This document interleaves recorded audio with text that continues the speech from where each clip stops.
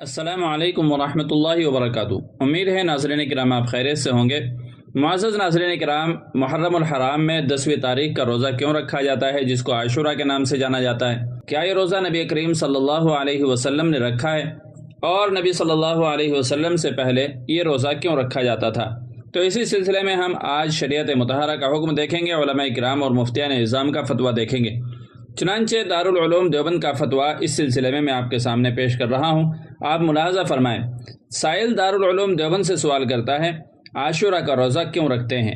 تو دارالعلوم دیوبند کی طرف سے جواب دیا گیا، بسم اللہ الرحمن الرحیم۔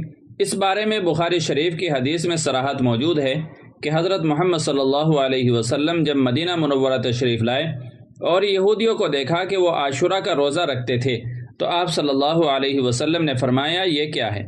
تو انہوں نے کہا، یہ خوشی کا دن ہے۔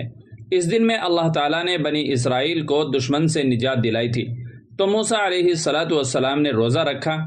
تو آپ صلی اللہ علیہ وسلم نے فرمایا، میں موسیٰ علیہ السلام کے ساتھ تم سے زیادہ تعلق رکھتا ہوں۔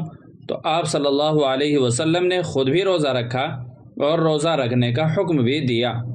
واللہ تعالی عالم۔ دارالفتاء دارالعلوم دیوبند۔ تو ناظرین کرام، اس فتوے کی روح سے صاف ظاہر ہو گیا کہ یہ روزہ نبی صلی اللہ علیہ وسلم نے بھی رکھا ہے، اور آپ علیہ السلام سے پہلے یہود بھی اس روزے کو رکھتے تھے۔ امید ہے کہ مسئلہ اچھی طرح واضح ہو گیا ہوگا۔ ویڈیو اچھی لگی ہو تو لائک اور شیئر کر دیجیے گا، اور چینل پر پہلی بار آئے ہوں تو سبسکرائب بھی کر لیجیے گا۔